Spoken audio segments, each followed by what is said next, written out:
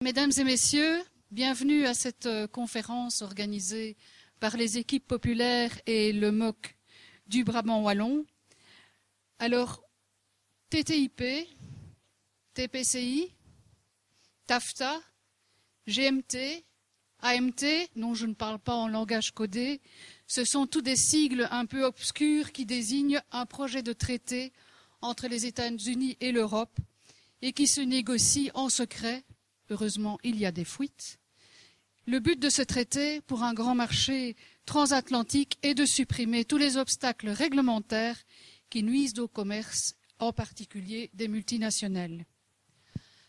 Le contenu de ce traité nous menace directement dans les domaines de notre vie quotidienne. Sont visées les réglementations en matière d'emploi et de protection sociale, de santé publique, de protection de l'environnement, mais aussi les barrières tarifaires dans le secteur agricole, les services publics et bien d'autres. Si ce projet de traité aboutit, il ébranlera également le pouvoir des parlements, car les États pourraient être amenés à devoir payer des dédommagements importants aux entreprises si des législations sont estimées être des entraves au commerce.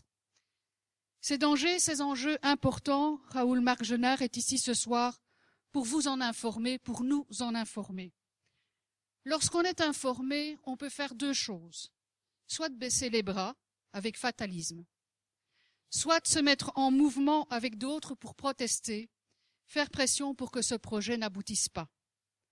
Souvenez-vous, l'AMI, la GCS, Bolkestein, autant de menaces qui ont pu être évitées ou atténuées par l'action collective. Aujourd'hui, des ONG et des mouvements sociaux se mobilisent pour dire non au TTIP. Après l'exposé, nous aurons l'occasion d'échanger et voir comment agir concrètement. C'est Myriam Djegam qui animera ces échanges et qui vous fera part aussi des expériences qui sont déjà en cours aujourd'hui. Et maintenant, je passe la parole à Laurence qui va présenter Raoul Marc-Genard. Merci. Donc, certains d'entre vous le connaissent sûrement, mais bon, j'avais envie quand même de vous présenter le parcours pas banal de Raoul Marc-Genard. Donc, j'ai rencontré Raoul Marc-Genard cet été dans son donjon à Mossès. Mossès, c'est un petit village des Pyrénées-Orientales où il réside depuis une dizaine d'années. Et il organise là des rencontres utopiques en référence sans doute à Thomas More, pour qui l'utopie c'était un régime politique idéal, une société parfaite. Et donc dans ces rencontres utopiques, il a invité Serge Alimi, Serge Latouche, José Bové, enfin plein d'autres. Et l'idée c'est de lutter contre la pensée unique, d'ouvrir les esprits à d'autres façons de fonctionner en société. Alors très vite, au fil des étapes de sa carrière qu'il m'a relaté, je me suis rendu compte que ce donjon n'avait rien à voir avec un lieu fermé d'où observer de loin ce qui se passe aux alentours, mais qu'au contraire, il était une sorte de camp de base où se ressourcer sans doute pour pouvoir davantage parcourir la France, la Belgique, le Cambodge, le monde, pour militer. Car Raoul Marc-Genard est, comme il le dit lui-même, je vais vous citer une de ses phrases, irréductiblement fidèle à l'idéal internationaliste. Il ajoute « Je ne trouve aucune incompatibilité entre le fait de cultiver mes racines, d'être de quelque part et en même temps mon aptitude à me réjouir de la capacité des humains à dépasser leurs différences pour créer des communautés de destin par-delà les barrières de tout genre. » Et c'est donc pour rassembler autour d'un même enjeu, celui des risques encourus pour les fondements mêmes de nos démocraties, que Raoul Marc-Genard sillonne pour le moment depuis la parution de son ouvrage Le grand marché transatlantique, la menace pour les peuples d'Europe, la France et la Belgique. Hier, il était à Dunkerque, demain il sera à Namur et puis le soir il sera à Paris. Donc pour rencontrer des associations, des ONG. Et donc nous sommes très heureux qu'il puisse déposer son bâton de pèlerin à Nivelles ce soir. Car Raoul Marc-Genard se bat du nord au sud de la planète pour la souveraineté populaire, la justice sociale, la démocratie. Sachez encore que son parcours débute à Mont-sur-Marchienne, donc tout près d'ici, qu'il est aussi passé par le petit village brabançon de Jodogne-Souveraine, qu'il a été d'abord enseignant en français, histoire et latin, qu'ensuite il a participé à la vie politique belge puisqu'il a travaillé dans différents cabinets ministériels et a été conseiller au Sénat et au Conseil régional wallon, qu'il a collaboré avec les démocrates chrétiens, entre autres avec Marcel Plasman qui fut bourgmestre à Nivelles, que Raoul Marc-Jenard est aussi docteur en sciences politiques et spécialiste des questions de politique internationale pour le Cambodge et l'Europe. Il a rempli de nombreuses missions de consultance pour l'ONU, l'UNESCO, pour Oxfam et aussi comme conseiller diplomatique du Forum international des ONG au Cambodge.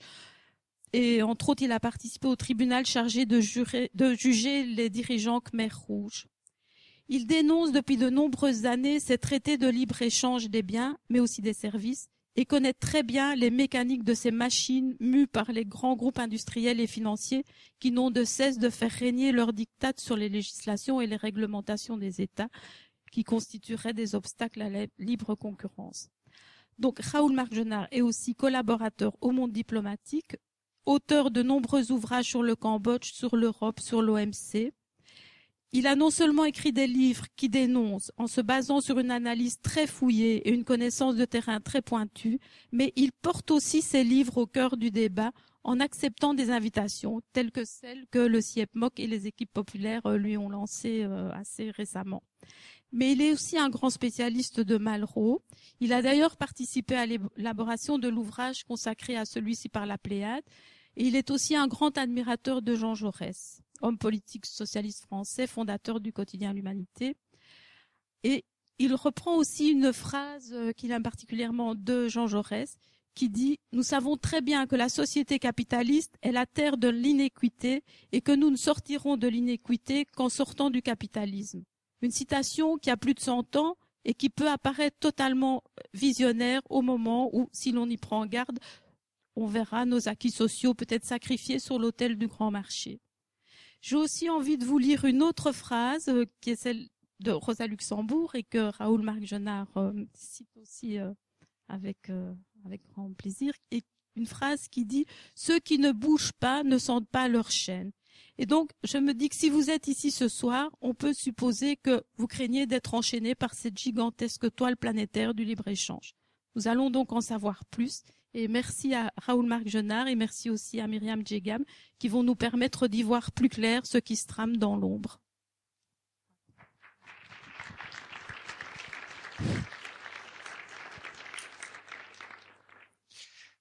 Bonsoir à toutes et bonsoir à tous. C'est un peu lourd d'entendre tout ça. Après ça, est-ce que je serai à la hauteur? Alors j'espère que vous allez bien.